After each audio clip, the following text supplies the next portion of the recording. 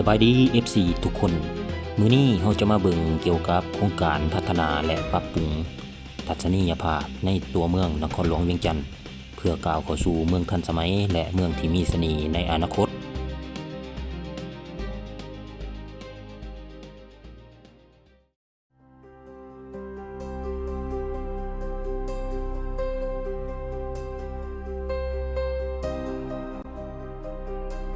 โครงการปรับปรุงภูมิทัศน์ตัวเมืองเพื่อให้มีความสวยงามและมีเสน่ห์นครหลวงเวียงจันทน์มีแผนเอาสายไฟ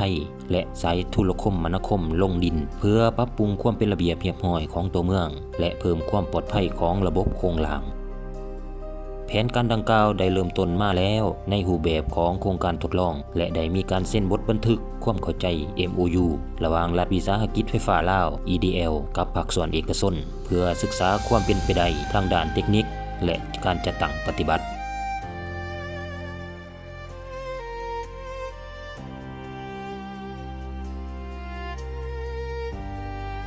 เป้าหมายแม่นแน่ใส่ระเบียบและการเคลื่อนย้ายสายสื่อสารโทรคมนาคมและสายไฟฟ้าแห่งต่ำจากเสาไฟฟ้าลงสู่ระบบใต้ดินการจัดตั้งปฏิบัติเป็น3ระยะคือระยะที่1สุมใส่เส้นทางสำคัญในตัวเมืองเวียงจันทน์ระยะประมาณ12กิโลเมตรเส้นจาก3แยกสีไข่หาหอคำประตูไส้หาศูนย์ประชุมแห่งศาสตร์หลัก6ระยะที่2จะขยายไปสู่4ตัวเมืองใจกลางของนครหลวงเวียงจันทน์เช่นเมืองศรีสัตนาเมืองจันทบุรีเมืองไสสิทธาและเมืองศรีโคตะบองระยะที่3จะขยายไปสู่บรรดาตัวเมืองใหญ่ในแต่ละแขวงและเส้นทางเชื่อมต่อระหว่างแขวงที่สำคัญการนำสายไฟลงพื้นดินเป็นส่วนหนึ่งของเป้าหมายใหญ่ของรัฐบาลในการปรับปรุงโครงสร้างพื้นฐานให้มีความทันสมัยเพิ่มความปลอดภัยลดพรอันตรายจากสายไฟที่ยุ่งเหยิงตามเสาไฟและเส้นทางทั้งนี้ก็เพื่อเฮ็ดให้ทัศนียภาพในตัวเมืองมีความสวยงามขึ้นการที่โครงการนำสายไฟฟ้าและสายสื่อสารโทรคมในนครหลวงเวียงจันทน์ลงใต้ดินได้ทั้งหมดในอนาคตนั้นจะเฮ็ดให้ตัวเมืองมีการเปลี่ยนแปลงที่โดดเด่นในหลายด้านเช่นความงามของตัวเมืองและทัศนียภาพที่สะอาดงามตาปัญหาสายไฟและสายสื่อสารที่ห้อยโยงเยงพันตามเสาไฟจะหมดไปเฮ็ดให้ท้องฟ้าและถนนเบิ่งแล้วสะอาดมีความเป็นระเบียบเรียบร้อยและน่าอยู่หลายขึ้นการปรับปรุงพื้นฐานโครงสร้างปรับปรุงภูมิสันฐานจะช่วยเพิ่มมูลค่าอสังหาริมทรัพย์ในตัวเมืองเช่นการปลูกต้นไม้สามารถปลูกต้นไม้ใหญ่ได้ตามถนนแคมทางได้ง่ายขึ้นโดยบ่ต้องกังวลว่าจะต้องได้ตัดต้นไม้ที่ใกล้สายไฟหรือสายสื่อสารความน่าเชื่อถือความปลอดภัยสายไฟฟ้าและสายสื่อสารโทรคมที่อยู่ใต้ดินจะบ่ได้รับผลกระทบจากสภาพอากาศที่รุนแรงเช่นฟ้าผ่าลมแห้งและพายุซึ่งจะช่วยลดพรปัญหาไฟดับหรือสัญญาณขัดข้องได้อย่างหลวงหลาย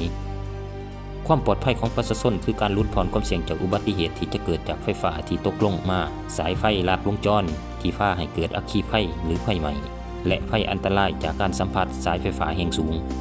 ลดพรความเสียหายจากกิจกรรมของมนุษย์ลดพรความเสียหายจากการลับหลอกตัดสายไฟและทำลายโดยเจตนาการพัฒนาการบำรุงรักษาที่ง่ายขึ้นช่วยลดพรค่าใช้จ่ายและความสับสนในการบำรุงรักษาเพราะว่าสายไฟต่างๆจะบ่มีผลกระทบจากสภาพแวดล้อมภายนอกการก่อสร้างมีความสะดวกเฮ็ดให้การวางแผนและพัฒนาโครงการพื้นฐานของรางเช่นการขยายเส้นทางการสร้างสิ่งอำนวยความสะดวกต่างๆในตัวเมืองเป็นไปได้ง่ายและสะดวกขึ้นการฟื้นฟูหลังภัยพิบัติช่วยให้ตัวเมืองสามารถฟื้นฟูพื้นฐานของรางได้อย่างไวขึ้นสรุปแล้วนครหลวงเวียงจันทน์ในอนาคตจะกลายเป็นตัวเมืองที่มีความทันสมัยมีความปลอดภัยสูงมีทัศนียภาพที่สวยงามและมีพื้นฐานโครงสร้างด้านพลังงานและการสื่อสารที่มั่นคงซึ่งจะประกอบส่วนสำคัญในการส่งเสริมเศรษฐกิจและคุณภาพชีวิตของประชาชนดีขึ้นโครงการดังกล่าวได้เดิมดำเนินไปแล้วในบางเขตที่สำคัญในนครหลวงเวียงจันทน์